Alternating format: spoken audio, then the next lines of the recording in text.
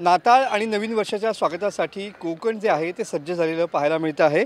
कोकण किनारपट्टीवरील रिसॉर्ट्स आणि लॉज सध्या हाऊसफुल असलेले पाहायला मिळत आहेत। आपण सध्या गणपतीपुळे मंदिरासमोरच्या MTDC रिसॉर्टच्या बाहेर आहोत। तुम्ही बघू शकता की या ठिकाणी रूम शिल्लक नाही अशा स्वरूपाचे बोर्ड या ठिकाणी लागलेले पाहायला मिळत आहेत। महिनाभर आधीच समुद्र किनाऱ्यावरील MTDCच्या रिसॉर्ट्सना या ठिकाणी पर्यटकांनी पसंती दिलेली पाहायला मिळते। 5 जानेवारीपर्यंत कोकणातील रिसॉर्ट्स आणि हॉटेल्स या ठिकाणी बुक आहेत। नाताळ आणि नवीन वर्षाच्या सेलिब्रेशनचे प्लॅन देखील या ठिकाणी तयार असल्याचं या ठिकाणी पाहायला मिळतंय।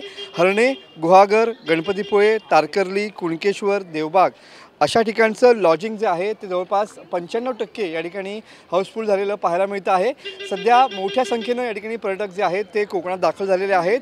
जवळपास या हंगामामध्ये म्हणजेच नवीन वर्षाच्या स्वागतासाठी आणि नाताळच्या सुट्ट्यांमध्ये जवळपास 5 लाख पर्यटक या ठिकाणी येतील असा अंदाज व्यक्त करण्यात येतोय। आणि त्याच अनुषंगानं MTDC मधील सुद्धा रिसॉर्ट्स या ठिकाणी हाऊसफुल असलेली पाहायला मिळतात। आणि सध्या कोकण सध्या पर्यटकांनी या ठिकाणी हाऊसफुल झालेलं पाहायला मिळतंय। आणि त्याच अनुषंगानं सेलिब्रेशनचे प्लॅन देखील या ठिकाणी तयार आहेत। आणि त्याच अनुषंगानं या ठिकाणची जी राहण्याची ठिकाणं देखील या ठिकाणी हाऊसफुल झालेली पाहायला मिळत आहेत।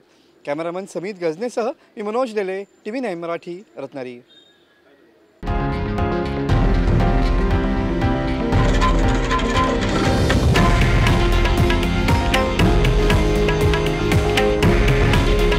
हे आहे देशातील नंबर 1 न्यूज नेटवर्क आणि आपण पाहत आहात TV9 मराठी।